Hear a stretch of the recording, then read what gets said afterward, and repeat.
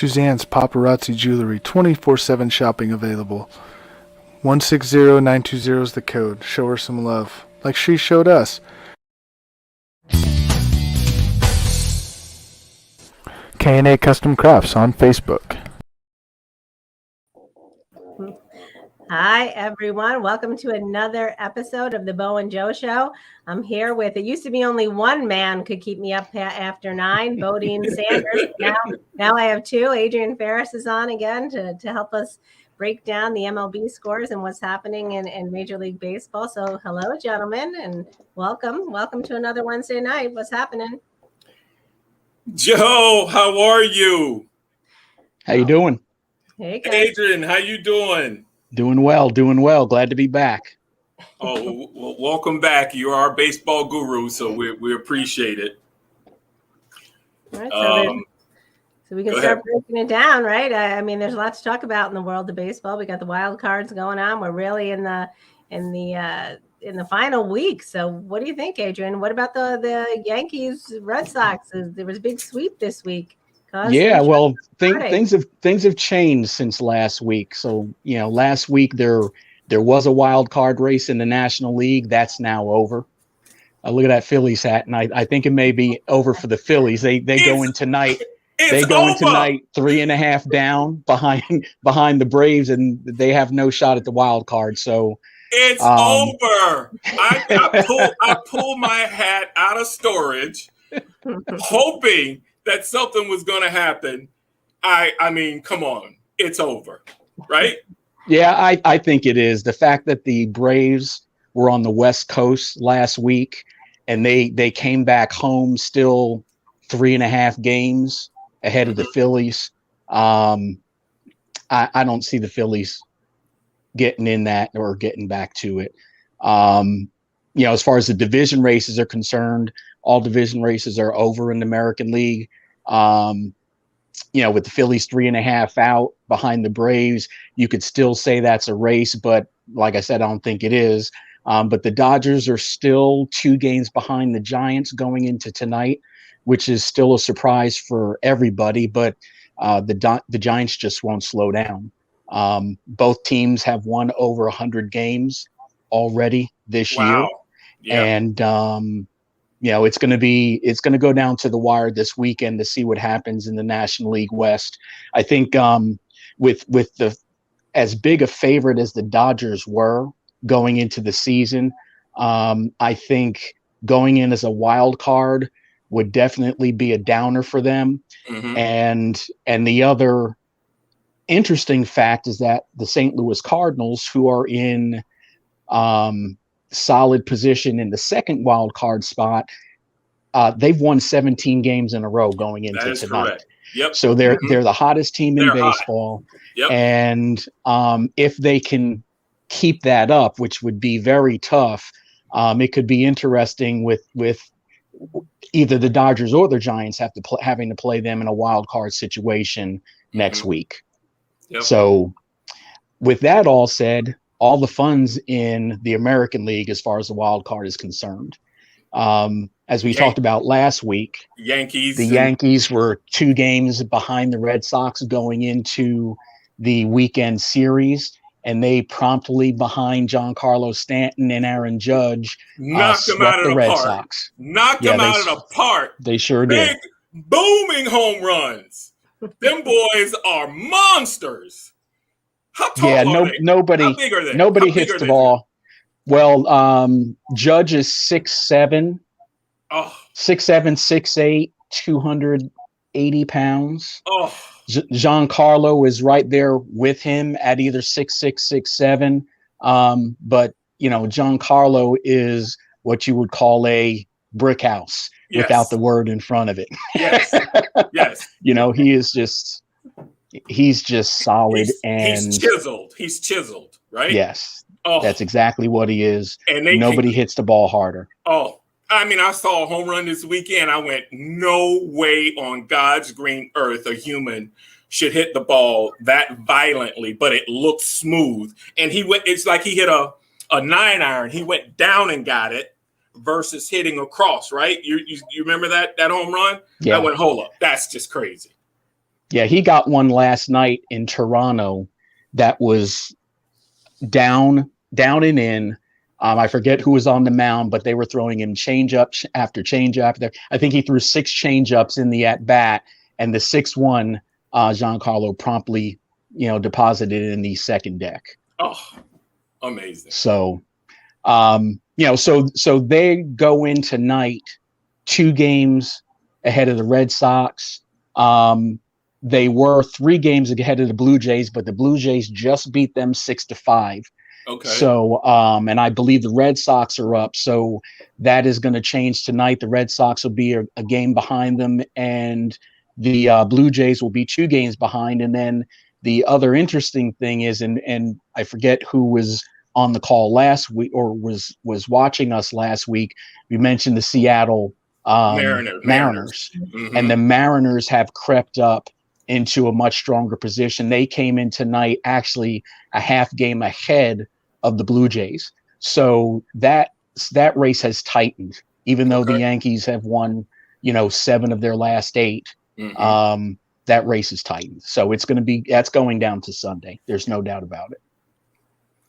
So speaking of the Blue Jays, what about Marcus Semien breaking the, I used to play second base, so I love that position. He broke the record for the most home runs for a second baseman, 44. That's actually my favorite number too. So I'm all about that. That's your favorite number, Joe? It's one of my favorite numbers. Yeah. Okay, I got to write that down so I can remember it. He hit a big one tonight, as a matter of fact. He hit another one tonight. Awesome. All right. Well, then I guess 45 is going to have to be one of my favorite numbers. But so Justin's given us all the scoop. He's saying, let's go Blue Jays. He's a fan as well. He's telling us the Yankees lost just now. So he's saying the Yankees have the harder schedule. So yeah, there's a lot to go. There's a lot to go on the line for baseball. It's exciting. It's an exciting time for sure. It is, no doubt. No doubt. It'll be interesting to see what happens in the last, 5 days, 6 days. Today's Wednesday. So yeah, we're going down to 5. Sunday's the last day. So we'll see. We'll see. We'll have a lot to talk about next week for sure. Sure will. Well, how about this human interest story? There were 2 brothers, the pitcher and the hitter, and the younger brother hits a home run off the brother. What's do you remember? Did that happen? That happened a couple of days ago. And I didn't see that. And so it was kind of like the rivalry between brothers that you have growing up, and in the majors. And they played each other earlier in the year, and the older brother struck the younger brother out on a I don't know, a cutter or a low pitch, but the younger brother, I know what that's like.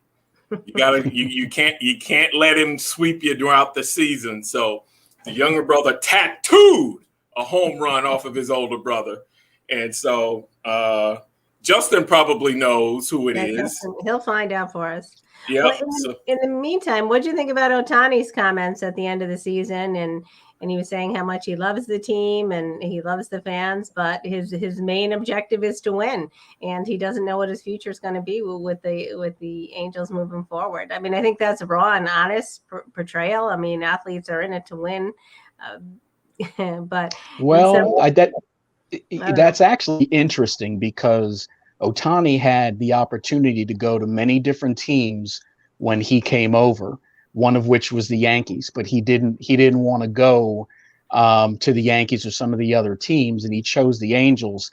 The Angels, over the last few years, they haven't been very good, especially since they got rid of I forget his name, who was the manager before Joe Madden, but can't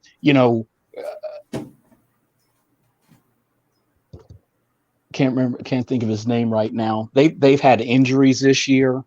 So if I were him, I wouldn't jump to wanting to leave. Any professional athlete wants to win. Yes, Mike Scioscia. Thanks, Justin. So they did some winning under Mike Scioscia, but got to the playoffs, but they never got to the World Series. So I'd wait a little bit because I'm getting old. I think he's under contract till 2023. So he's not talking about doing anything jumping ship until then. But it's bittersweet. You know how I am about the winning isn't everything. I get it at major league athletes, but in some respects I wish that he hadn't said that, because you have so many young fans out there who probably in little league and they're not always on the winning team. So and they're not going to make it to the majors. So I think there's honor in just playing and doing your best as well. But that's a different that's my perspective. I get that, but professional athletes are paid to win. And for the Angels, Mike Trout is who I was thinking about. Mike Trout has been out for over half the season. Yeah. So Philly guy. Yeah. Delaware. He's a Jersey. He's a Jersey guy. Yep. Yeah. Yeah. So it's an interesting perspective. And Justin's telling us it was Bradley Zimmer who hit a home run against his brother Kyle. Yep, that's it. Yeah, baby. And the younger brother got him. So that's Justin's our assistant and our main researcher. So thank you, Justin. He's the man. Well, listen, I'm excited for the playoffs because I've always watched baseball during the playoffs. It's very tough, or have been tough for me as a non-baseball player to follow baseball like a baseball fan would during the season. It's just a lot of games. Mm-hmm. But I love the playoff baseball, and I got my sunflower seeds ready, baby. I got my sunflower seeds ready. Yeah. Next week, I want to see him in the side of your cheek. And I will say, I do not.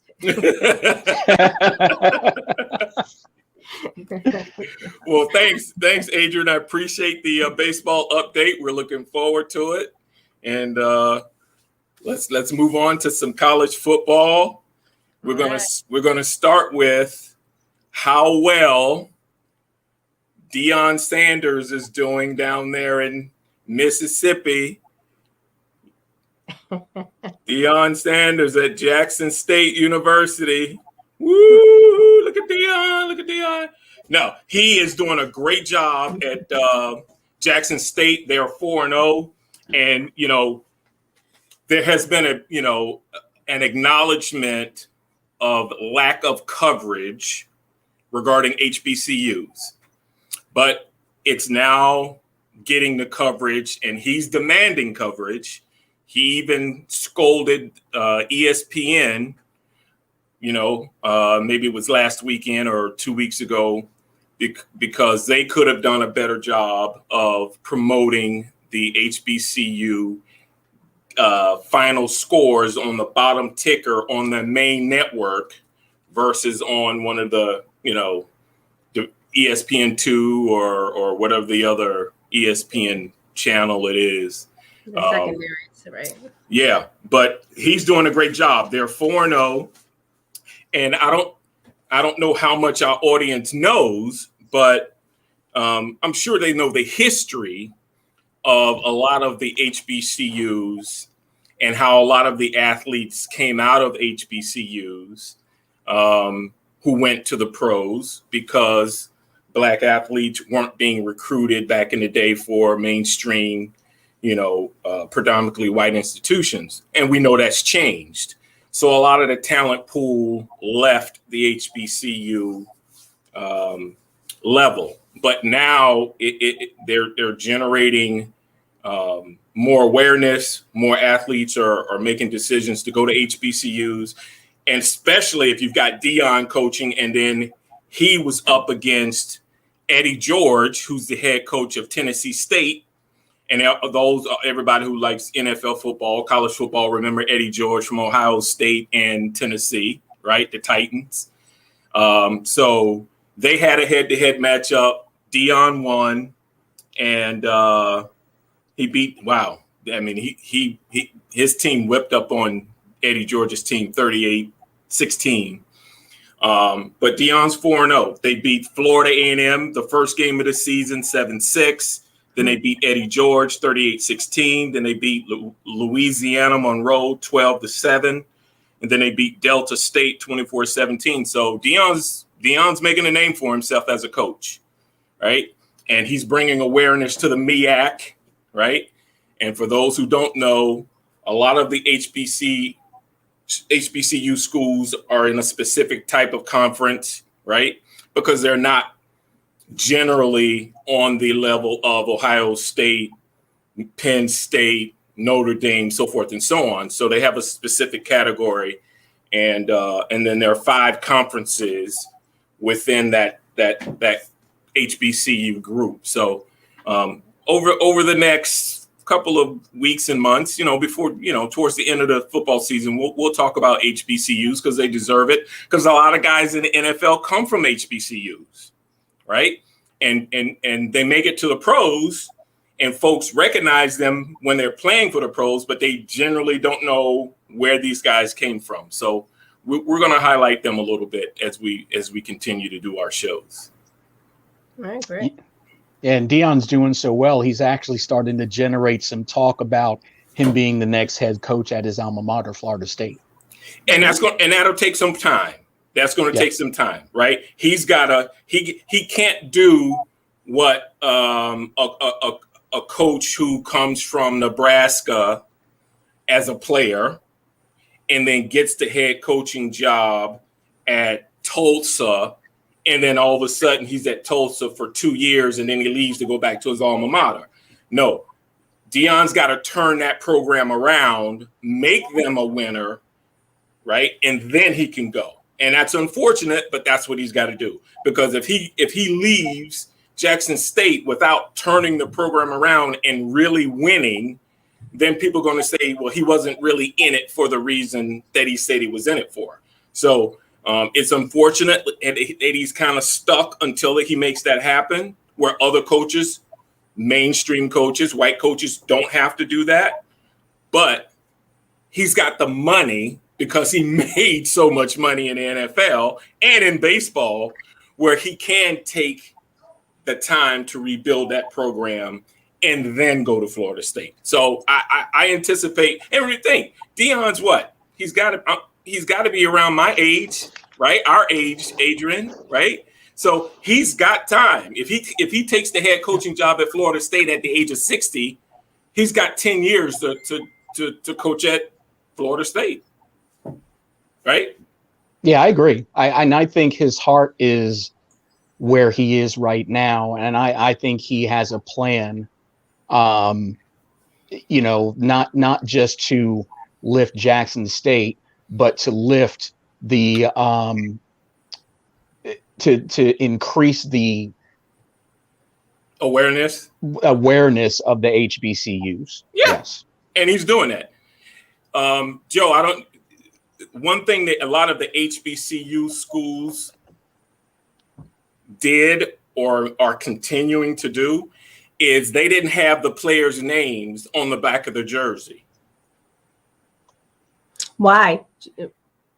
Because if you think about what the coaches were thinking when they started that, they wanted the players to earn the respect and win versus, having your name on the back of your jersey and being on a team allows you to walk around campus and say, hey, I play football, look at my name. Right? And so that's kind of like an incentive. Hey, if you win, like Grambling, right, and some of the other schools, Adrian, help me out, Alcorn State, maybe. Hampton, Howard. Right, Alabama, A&M, Alabama State, So the winning programs, maybe the coaches would put their jerseys names on the back of the jersey, but most of the other schools didn't. And Deion's like, no. These kids have worked too hard to come to a school and play football and not have their family name on the back of the jersey representing their families, the school, their neighborhood, their high school. So I would imagine next year, most schools, most HBCU schools are probably going to have their names on the back of the jersey. I love that. I've always been a huge Deion Sanders fan. And that just keeps going. I think this really speaks to his character. And I love when any coach elevates the people beneath him. I mean, I think there are many different ways of coaching. Some are bullying tactics. And, I've seen them. Of course, I haven't seen them at the college level personally, but I've seen it. You see it all through your children's childhood. And we've spoken about it and how sports can bridge the gap, and the influence of a coach right down from kindergarten on is really instrumental in changing the blueprint of a person's life, I believe. And let's give a hand to ESPN, who's one of the first networks to step up and say, hey, we're going to focus on HBCUs. They call it, what is the classic? Which classic is it? The Bayou Classic. Bayou Classic and other classics, and that'll happen around Christmas time, right? So, or Thanksgiving. So ESPN has done a great job, right? So, and some of the other networks will follow. Why? Because if advertisers say they want to see it and they're going to pay for the advertising, right? Then the money trickles down. And I write about this in my book. Edward Waters College, now Edward Waters University, is in my hometown. There was not one sweat coming off my body that wanted to go to EWC back then. It's now EWU, because it was like playing for my high school team, right? I never, ever gave it thought.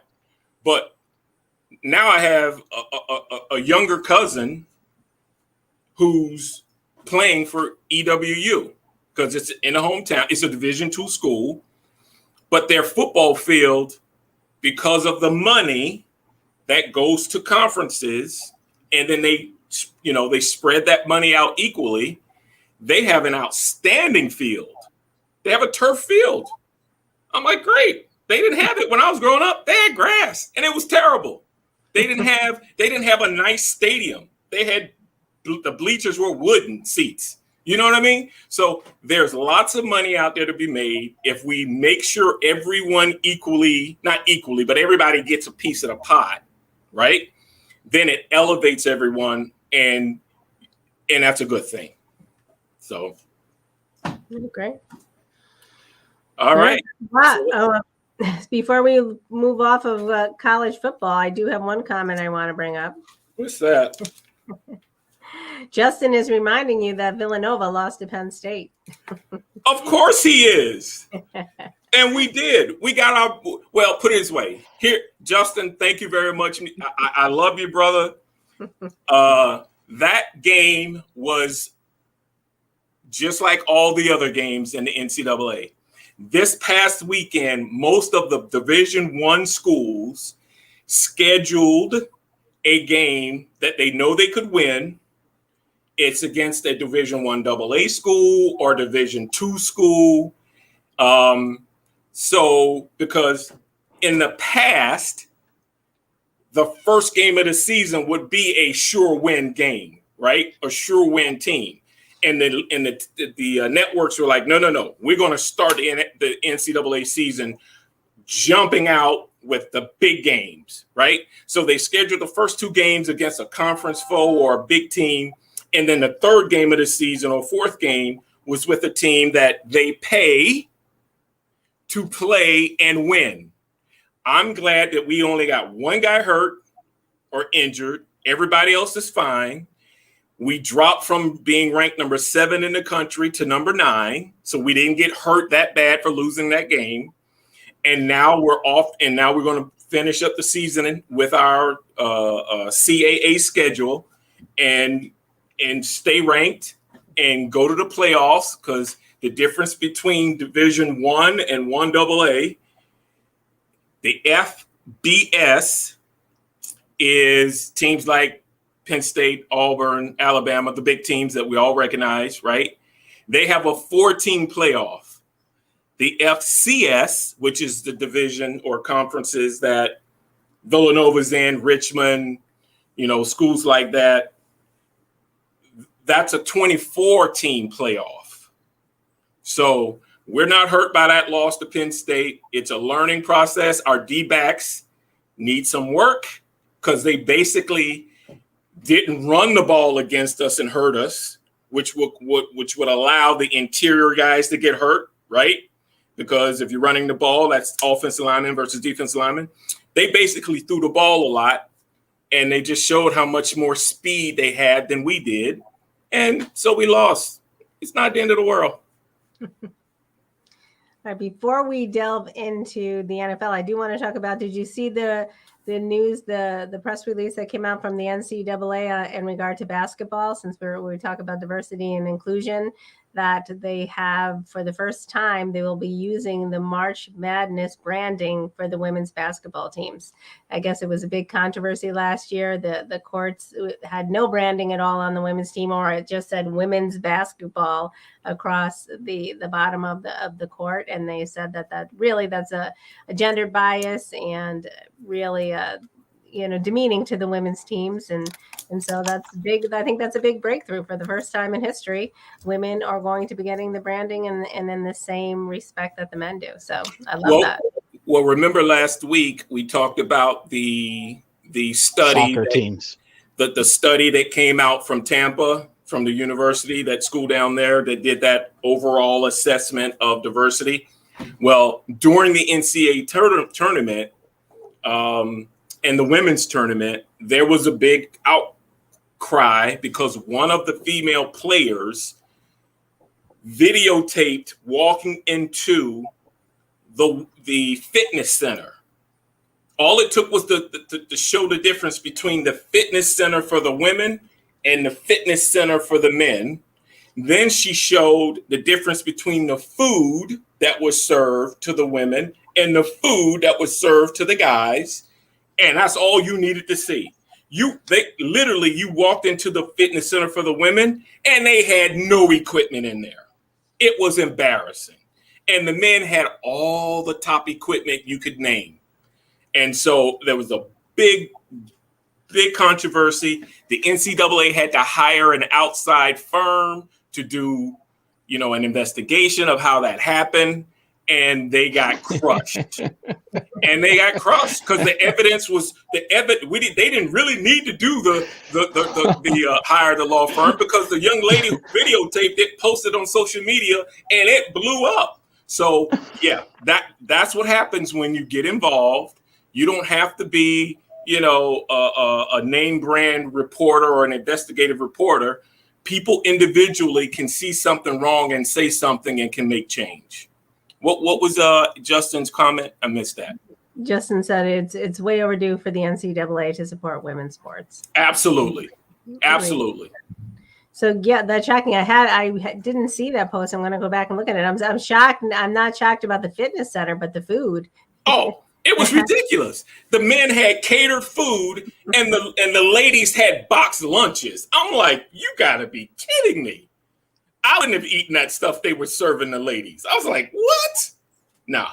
So they got to correct that. Absolutely. Perfect. Good deal. All right, so on to the NFL, where we're getting to the halfway point. I did want to, I think one of the big stories of the week, of course, is Tom Brady returning to New England for the first time. There's all types of stories about it. His father was commenting. Bill Belichick was talking about him today. I think there's a lot of buzz around that. And I want to talk a little bit about too his relationship with Richard Sherman. I mean, I love that story. Do you know that story at all? And that's one of my favorite aspects of it. I think that it goes back to our topic about mental health. First of all, just the way that they met up, and Tom was instrumental in recruiting Sherman to the Buccaneers. But then Richard Sherman had that arrest this summer for domestic violence and DWI, and really he spoke out this week. And I'm going to read the quote because I think it's really speaks to what we've spoken about. Did you read the quote? I did not, but I want go ahead. Go ahead. I Yeah, want to hear it. I want to read it because he said uh, uh, he's in therapy now, and he said, at least in the Black community, it's one of those things that you're never taught to seek counsel, to seek help. You always feel like, hey, man, I'll deal with it. Tough it out. Let's get to the next play. In football terms, let's get to the next play, next play, next play. It's like you give up a touchdown, like forget about it. I can get an interception. The same kind of truth holds true in life. If something terrible or tragic happens, you never really get to address it. So I think that he's really addressing his health. I think that it's very difficult. And we've spoken about it in the past. I mean, and I certainly can't speak for Black men, but you've spoken about it. It's very difficult for men in general to, especially many men who even address or talk about their mental health. And it sounds as if, and you can validate it more so than myself, that it's even more problematic in the Black community. So I really applaud him. And especially in the football community, you came out and you're talking about it. And I think that is really worth mentioning and giving him some props for. Well, if you think about it, it becomes tenfold, right, Adrian?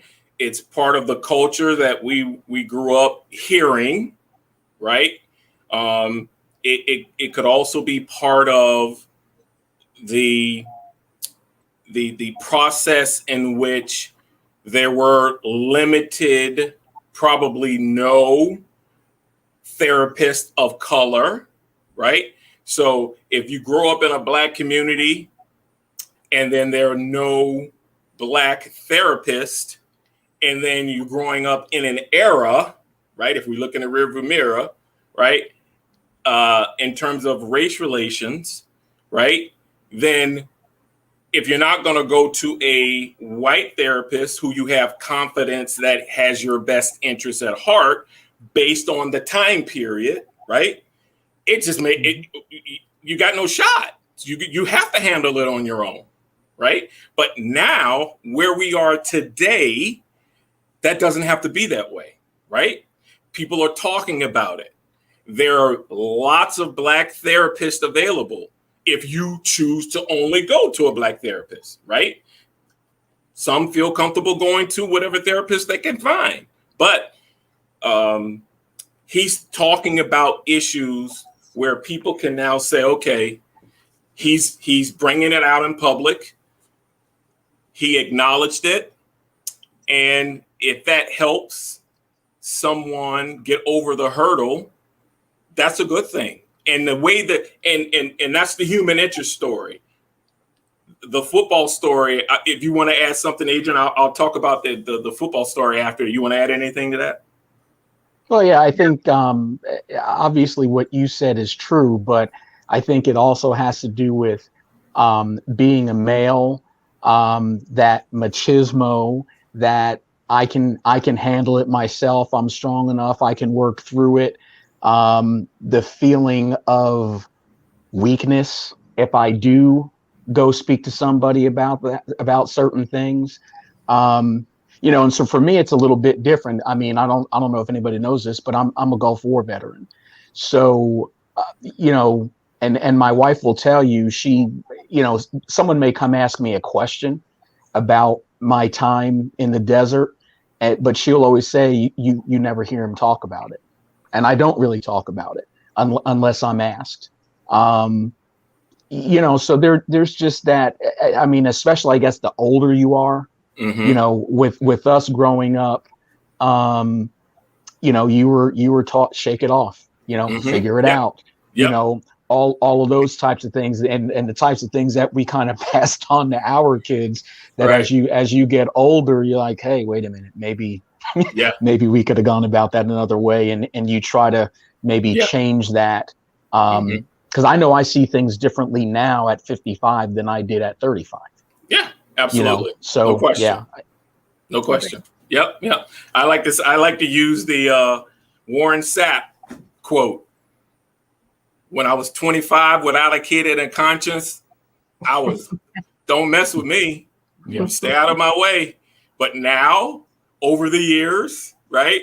you gain a different perspective and you mature. At least you're supposed to, right? You're supposed to grow and enhance and improve. So the way, and let's piggyback or circle back to the way Sherman and Brady started their career was competing, right? Wasn't it for, in the Super Bowl or during a season, and Sherman got the best of him by picking him off, and right? Didn't they? Hold on. I don't know. Did the Seahawks ever play the Patriots in the Super Bowl? Yeah, did they beat them in the Super Bowl? I don't know if it was the Super Bowl, but it was a game, and they lost by 1 point. Brady lost by 1 point. It was 24-23, and then Sherman was wearing the T-shirt. He won. Okay. You mad, bro? You mad, bro? The you mad, bro game. Yeah. Yeah. Wow. And Brady was taking a knee, and Sherman reached down. He was doing what football players do. He was rubbing it in. You mad, bro? Right. And Sherman was playing for Seattle, which back then they were the best defense on the planet. Yep. You couldn't run. You couldn't do anything with Seattle. It was a regular season game, right? But it was a big regular season game because the Patriots was great and Seattle was great, and it was on. And so, you had those egos are involved, right? Bragging rights. When you win games like that against Tom Brady and other quarterbacks, you get endorsements, right? The money comes because people recognize that you're a great player. So, yeah, but I'm glad they were able to work it out because Richard Sherman, with his experience with Tampa, oh, my God, they're loading up. They're loading up. They're loading up. Well, I mean, it's. I think it's been proven in the last year and a half that Tom Brady's the best recruiter in the NFL. Isn't he? Antonio Brown, he got Gronk back. Yep. You know what I mean? So there's no doubt about that. Well, hey, didn't Michael Jordan kind of do the same thing? Right? He kind of recruited Rodman from Detroit, Mm-hmm. right? Yep. He recruited Kerr from the Spurs. So he knew in order to keep winning, he had to keep adding, players to his game, and that propelled him to keep winning. Hey, if you want to win, you want to go where the players are who are winning, right? Absolutely. It is as simple as that, right? So I think even if you think about Peyton Manning when he went to Denver, I'm sure some players went over that we can't think about right now. But right. I'm sure some players went to Denver. Number one, you had the general manager, right? John Elway, who has a great reputation, right? An NFL Hall of Famer. Then you get Peyton Manning, and they had some talent there, but they just filled that talent in, and boom, they won. That's what happens. Yeah, well, they needed Manning. I mean, they had a great defense. They had a great defense. they needed an offense that could, put points on the board. But that was a classic defense winning the Super Bowl. Absolutely. In that case. Absolutely. Yep. So, hey, it happens. Yep. The rich get richer, right? Yeah. Usually the way it works. That's the way it works. So, and I love the ending of the story. Well, it's not their ending, but Richard Sherman was saying that he has a jersey signed now by Tom Brady, and he said he has it in a safe, and Tom signed it and said, "Still mad, bro." Listen, I love that. Listen, the bottom line is Brady is, and we talked about this, Joe, before, right? Tom Brady is the GOAT on and off the field. He's doing everything right. You can't be mad at him because he's doing it all right. He doesn't have an ego big enough or pride big enough where he's going to do what Bill Belichick did and assume that he could win without Tom Brady. No, Tom isn't doing that. He's like, I want to win. I want to continue to be the greatest. And I don't have, such a big ego that I can't step up and push aside what happened in the past. He's showing that. So listen, if they continue to load up in Tampa, it's over. Well, It's over. I think too, he has just a persona about him as well. I mean, did you see the stories this week that came out about his father as well? His father was talking smack about the Patriots, how they chose not to pick him up because they couldn't afford him. They didn't want to renegotiate, and then Tom came out and he had a tongue-in-cheek response. He was asked about it, and he said, my father is a 77-year-old CEO of an insurance company, and I don't necessarily agree with his perspectives, and he should be mindful, and I'm paraphrasing, he said he should be mindful that at any point I may be putting him in a home against his will.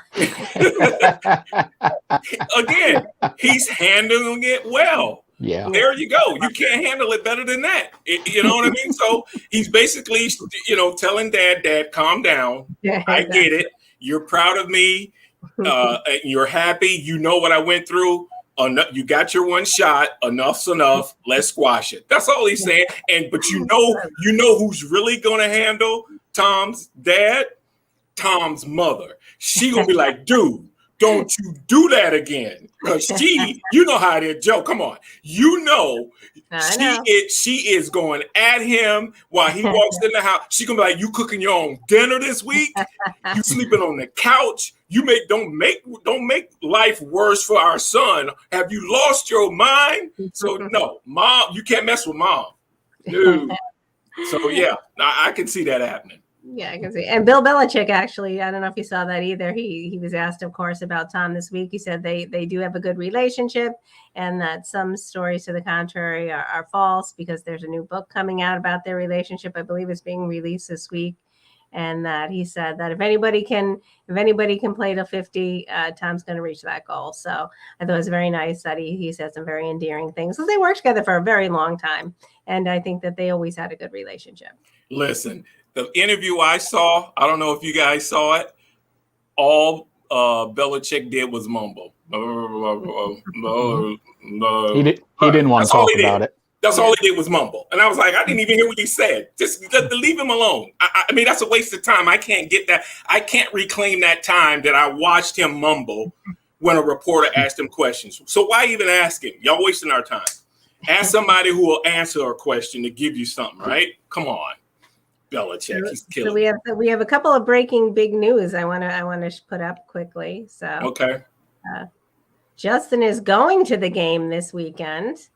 So that's exciting for Justin. Nice. Yeah. Nice. Here's a late breaking baseball.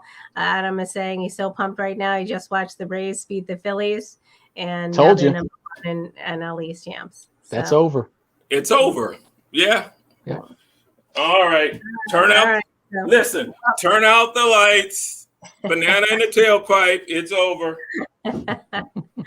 So who do we think is going to win the game between the Patriots and the Buccaneers? There's a question. Oh, come on, Joe. Patriots don't have a chance. They don't have a chance. It's over. It is over. Brady's going to dig deep into that Irish anger and passion. Oh, it's over. And the thing about it, the players are going to do it as well, because they know what it feels like to lose to the Patriots and have lost to Tom when he was playing for the Patriots. So this is a way to get Bill Belichick and the Patriots back. We now stole your guy. We got your guy. It's just like, right? We're at the park, Adrian. We're in Ardmore. And you pick your 5, I pick my 5, right? And last weekend you had Mr. Irving on your 5. Well, this weekend Mr. Irving's now on my 5. Uh-oh. And so we're bringing it to you because we now got your best player, right? Oh yeah. It's like that. Yeah. It's like that Charles Barkley commercial when the little kid says, "I got Charles Barkley." Yeah. Right. So listen, Tampa is going to crush them. It's not going to be a game, and Tampa's coming off a loss to the Rams last weekend. So, sorry, Patriots. Yeah, it's over. It's over. Yep, I can see it being over. So, but let's talk about, because we got some time. I got to talk about how my Eagles got crushed by the Cowboys. I know. That was a great game, though. They got dragged. Yeah. Oh, listen. It is, I mean, the fact that it started out great, right? Dallas comes down, gets a touchdown. The Eagles defense steps up and gets a touchdown in the end zone. It could have been a safety, but it turned out to be a touchdown. And then it was over after that. Literally, it was over. I can't believe. No, I can't believe it, because you know what? Eventually, when the Cowboys come here, usually within the division, we split those games, right? So the question is, where will the Eagles be when that game happens? Will we be close to them where we can, even it up within the division, or the overall wins for the season? Who knows? But this game was, it was just, after the first 5 minutes, it was over. If the Cowboys stay healthy, mm-hmm. it's not going to matter. The Cowboys are going to be reckoned with this year, and they're the class of the NFC East, and I think that's already been shown. Redskins defense is not playing as well as it did last year. Washington. Yeah, I'm sorry. That's that faux pas. I'm sorry about that. The Washington football team, their defense is not playing as well as it did last year. Yep. The Giants are. Let's not even talk about the Giants. No need to. The Eagles. The Eagles. They're looking for a quarterback. Let's be honest. They're trying to find out whether, they have their guy, or whether they're going to be looking for somebody else. No, that's the fact. I don't think that. I think they know they can win with Hurts. The problem is, you've got the offensive line issues. It's young. Besides the center, we Johnson on the end, the tackle. Pretty much 3 guys on that offensive line are new or young, right? The defense and our defensive backfield is just banged up. So you got a lot of young guys there. So we got injuries on the defensive side.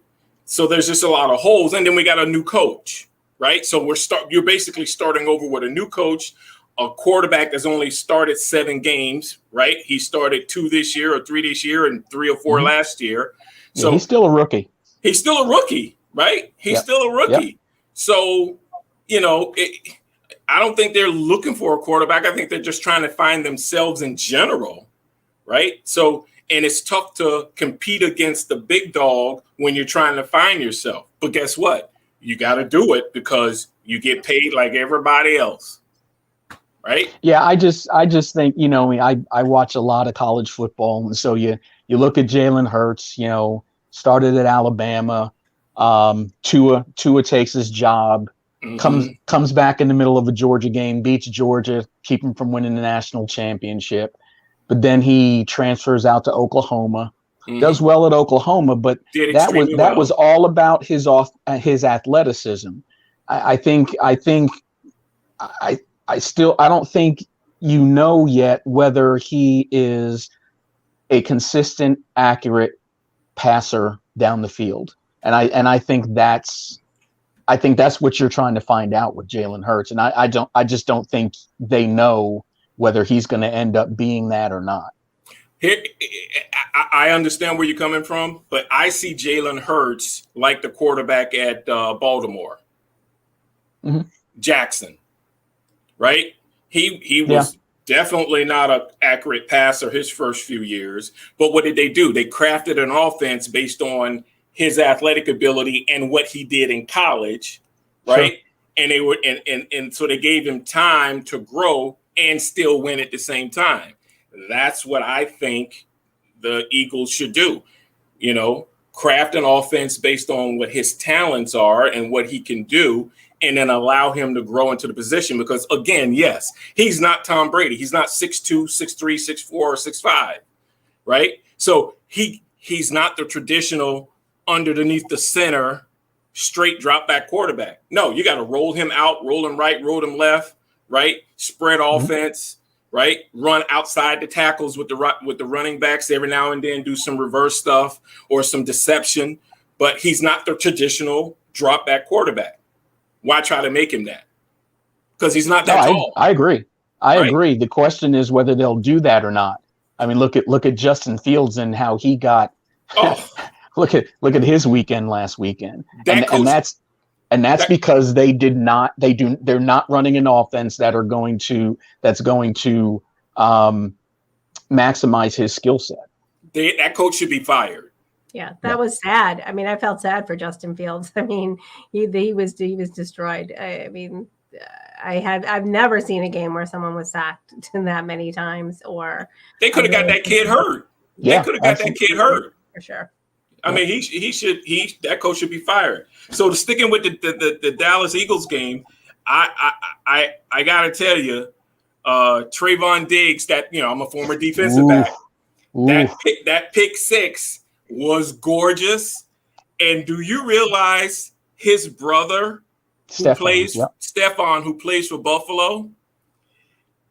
The younger brother, Trayvon, the cornerback, has better stats as a defensive back than his brother does as a wide receiver. That's surprising for sure. And Diggs, remember, he came from Minnesota. He was the one that caught that amazing pass and ran it into the end zone against the Saints. Remember that great play, right? Isn't that the same kid, right? Yeah. He's been in the league at least 5 or 6 years. Trayvon has 3 INTs and 1 touchdown. Seriously, his stats are better than his brother. He, on that interception, he ran it back 59 yards. He has more yardage on that INT than his brother has on his longest play as a receiver. His longest play this year as a receiver is only 41 yards. I'm like, whoa, their brothers are that's a great conversation. I'd like to be a fly on that wall to listen to that conversation and see how that younger brother is rubbing it in the nose of the older brother, right? Yep. But that could actually fracture a relationship. I mean, we've seen that brothers in professional sports who I forget who the famous brothers are who did that, where they were estranged. I'll have to think of it, or Justin can think of it. But what about the Dallas kicker? I think he's been Gurlane. He's been really inconsistent this year, and I think that is a weakness for Dallas. They look strong, but that's a weakness too. Well, you got to have special teams. Football is a 3-phase game: offense, defense, special teams. If you have a weak link in that chain of the 3, the chances are you're not going to win a Super Bowl. So they better work on that and get it better. And with kickers, you have time, right? You have some time to get that. But the offense of Dallas is putting up numbers. And as long as Dak stays healthy, they're going to continue to put up numbers. What's great about them this year, or better about them this year, is they have the fired head coach of Atlanta, who's now the defensive coordinator. And he was a great defensive coordinator for Seattle when they won the Super Bowl. So he's bringing that knowledge, and that's what's making the Dallas defense better. So they are, based on 3 games, what we see on tape, Dallas is at this point the best team in the East. Philly second, and the other 2 are horrible. And so aren't they adding an additional playoff team this year to football? Or is it just 17 games they added? I think just 17 games. Okay. So based on the playoffs and what we see in the division, I got to put my glasses on, folks. I got to put my glasses on so I can read this. You're going to have Dallas is right now the best in the East. Carolina's the best in the South. And Green Bay is the best in the North. And the Rams in the West. And well, that's the best division right there. You got Arizona, the Rams, San Francisco is 2-1. So so listen, there's going to be, that's a pretty good conference right there. And then we go down to the American Conference. You got, Buffalo is leading the East. Expected. You've got Tennessee leading the South. And then you got that competitive North division. You got Baltimore, Cincinnati, and Cleveland. How about Pittsburgh being a dog? Expected in my book. I mean, they were bad last year. Well, yeah. Do you think They were it's time terrible offensively. Do you think it's time for Ben to call it quits at the end of the year? I think it's been time. I've been calling for them to get rid of Ben the last 2 years. Really? Yeah. But they have offensive line troubles also. But I think the big surprise is look where the Kansas City Chiefs are. Last in the West. I was about to get to the West. You got Denver, 3-0, Vegas, the Raiders, 3-0, and the Chargers, 2-1, and Kansas City pulling up the rear. So listen, it's on. Teams got a shot. Teams got a chance to make it to the playoffs. And by the way, Dave Sims, I sent Dave Sims a text while we were talking about the Mariners, and I told him we were talking about the Mariners, and he sent me a thank you back. So Justin has an interesting question. Go ahead. I know the answer is no, but it is something to think about. I got to get to it. Could Dallas sign a female kicker? That would be shocking. I don't think the NFL is ready for that, but I don't think so. Are there any female kickers in college football? Now, Tennessee, was it Tennessee last year that had that? No, it was Vanderbilt. It was Vanderbilt. Last year, Vanderbilt had the female kicker. Yeah, because their kicker got hurt, and they pulled a young lady from soccer because she expressed interest, and she actually scored a point. She actually kicked it through the upright. So, and I think I saw in high school, is it high school or a small Division III college this week, a young lady playing tight end and I wouldn't be surprised. Scored a touchdown. But to answer that question, yes, Dallas would hire and sign a female kicker if a female kicker was able to demonstrate she can kick a 40, 45, 50-yard field goal. Most field goals are in that 40 to 50. I mean, remember, we just had a world NFL record this past weekend. Well, I was about to say, what about Detroit losing on a 66-yard record field goal with no time on the clock? And guess what? The refs blew it because the clock did hit 0. They should have got penalized. The ball should have been moved back 5 yards. I watched that game. So there was a delay of game? They got hosed. They got hosed. That was an amazing game, though. I mean, that was probably my favorite game of the week. Was it? Yeah, it was tight. It was tight. It was a great game, I think. And I think it's speaking to Aaron Rodgers now, right? I mean, Aaron Rodgers is really showing those naysayers that, maybe he wasn't as mentally unprepared as everybody claimed. He seems to be pretty in it to me. I don't think he's, mentally fatigued or out of sorts. He seems to be playing on point to me. Well, listen, Tom Brady's the GOAT. Let's all admit it. But based on active quarterbacks in the league right now, we can find reasons to say Russell in Seattle is a special quarterback. He won a Super Bowl, right? We can talk about Jackson and the Kansas City Pat Mahomes being MVPs, and the way Patrick Mahomes can distribute the football based on the talent, right? Because he was a former baseball player, right? His dad was a former Major League Baseball player. Yep. But Aaron Rodgers can throw that pill better than any quarterback I have ever seen.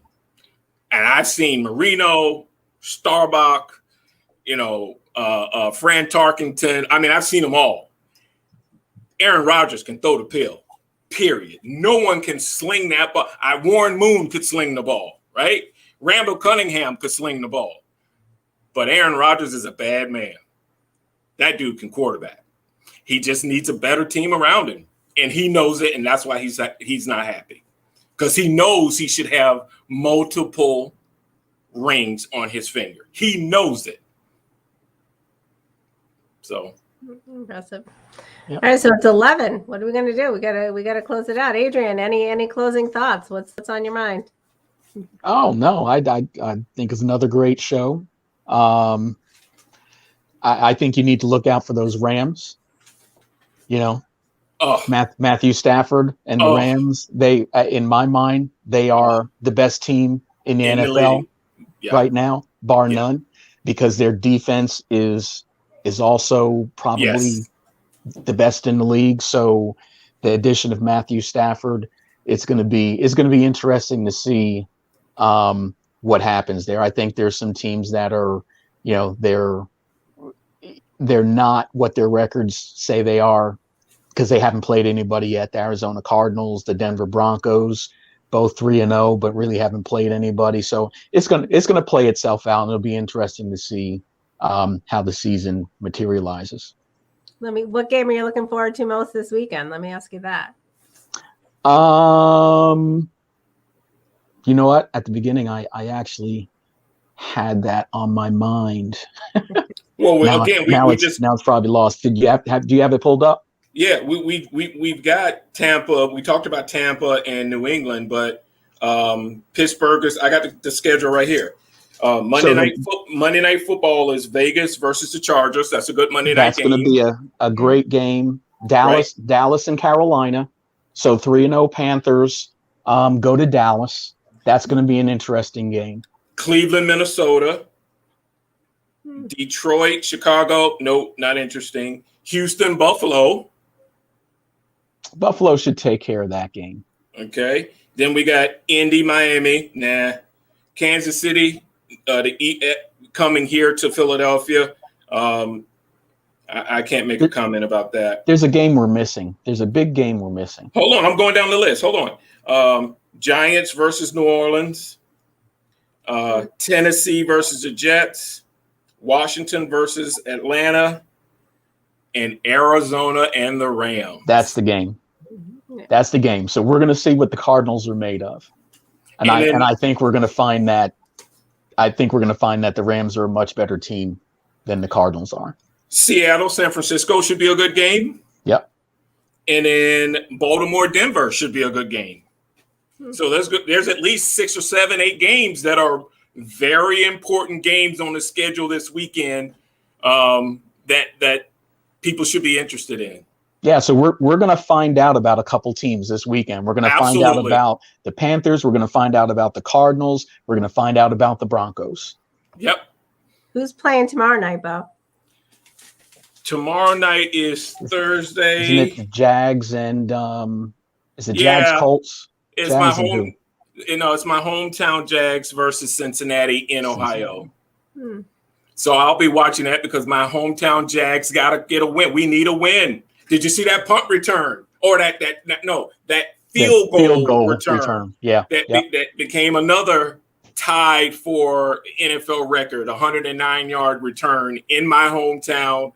Hey, listen, did you see the weather in that game? I can't wait to go home and sit in that stadium when it's nice and sunny, not too hot, not too cold, and watch a beautiful game. I mean, come on. That was just great to see. Do you want me to know if I'm on next week? Do you want to know where I'm going to be casting from next week? What? Do you really want to know? You going fishing? Yeah, I'm going to fishing in Maui. Really? Oh,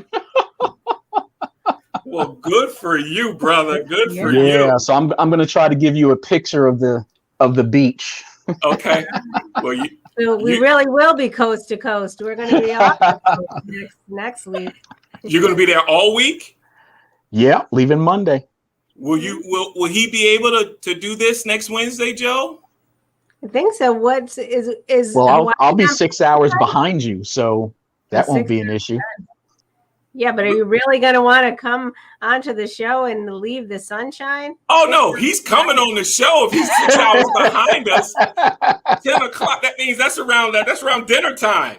Oh no, you better come on the show next week if you're gonna be in Maui. Oh, absolutely. Don't give up a luau for us. That's for sure.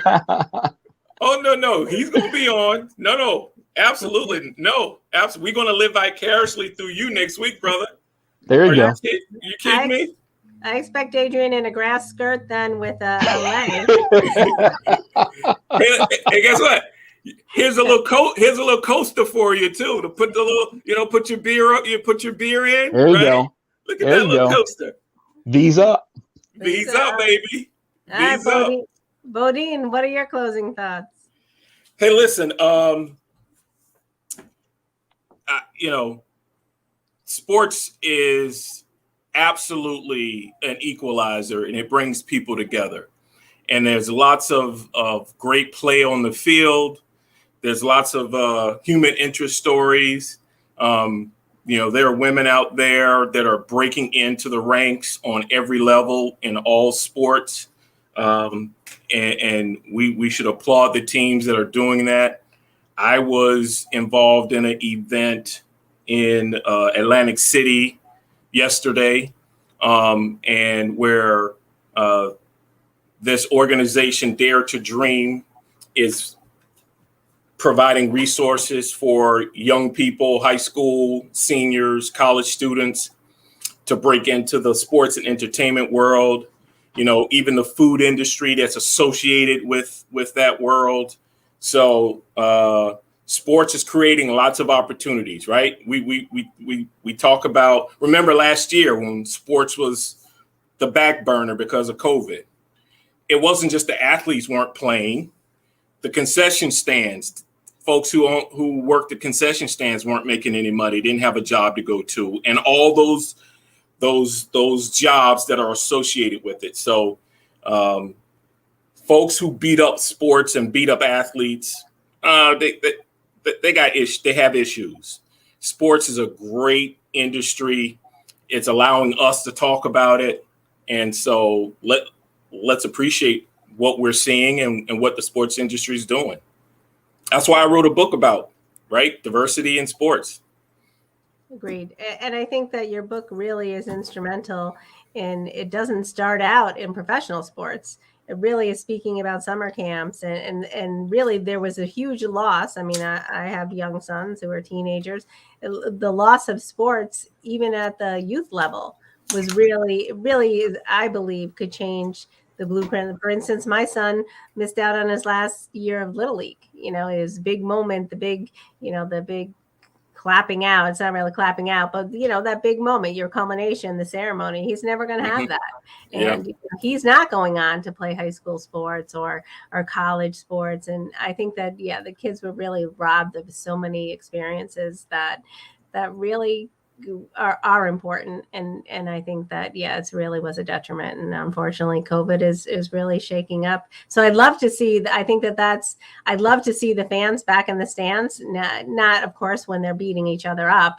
There's been a lot of that, but it's really, and I think that is going to be interesting. I think that's something I'm looking forward to this week. I'm looking forward to the Patriots Buccaneers game, but I'm also looking forward to seeing the reaction of the fans. How are they going to receive Tom Brady? Are they going to, I think they're going to be happy to see him, in all honesty. I think that they love him and they have an affinity for him. So I think that's going to be an interesting perspective as well. And I can't wait to hear more about that organization. I've read about it since you told me about it, and I'm already a big fan. So well, did you see the commercial that they did with Tom Brady where he's calling one of his buddies who owns a bar in Boston, and he's telling him how much he dislikes him now, but he still loves him. And then and Tom's wife is sitting at the dinner table doing some work, and when Tom hangs up the phone, she's Giselle, right? Isn't that her name, Giselle? Mm-hmm. She says, "Did he tell you?" I don't like to use the HATE word. She says, "Did he tell you he dislikes you?" And he says, "Yep." So I mean, they're like making fun about this thing. I mean, they are blowing this thing up. A lot of pregame shows. What's the Adele song? Hello. Hello. Yeah. They Fox, either Fox or NBC did a promo with that song, Hello, with Tom Brady, "It's me, I'm leaving," and you know the words to the song. Yeah, so calling from the other side. Yes. So believe me, the NFL knows what it's got. This game is going to get high ratings. Everybody's going to watch it, even fans who don't watch football regularly, because they're going to hear about it starting today, tomorrow, Friday, Saturday. And then boom. So I'm watching it. I hope you guys are going to watch it. I'm watching it. I think that's why it's on Sunday night. It's strategically placed as a nighttime game for prime time game. Everybody's watching. And because I'm not on drugs this week, I will have my beer or beverage with my coaster, my sleeve, and I will be watching that game. Yes. So I lied at the top of the show. I said, you gentlemen are the only two who can keep me up after 9, but Tom Brady can keep me up after 9 too. So we'll be reporting on that next week. So we're as usual, we went over time. We're past our time, but we had a lot of fun. Thanks so much for being here, Adrian. And of course, thank you. My life wouldn't be complete without you. So thank you for tuning in. You make my Wednesday night, my weeks go by. Well, not only do we speak outside of the show, you make my life completed on and off the show. So thank you. Thanks. Well, you're welcome, partner. And it's mutual. Absolutely, it's mutual. And of course, we can't do a show without our main man behind the scenes. So thank you, Chris. Thanks for keeping us on track. He's not in back there. The fans can't see him, but yeah, you let us go overtime, so we appreciate it. So we'll see everybody next week. Bye, guys. Deuces up.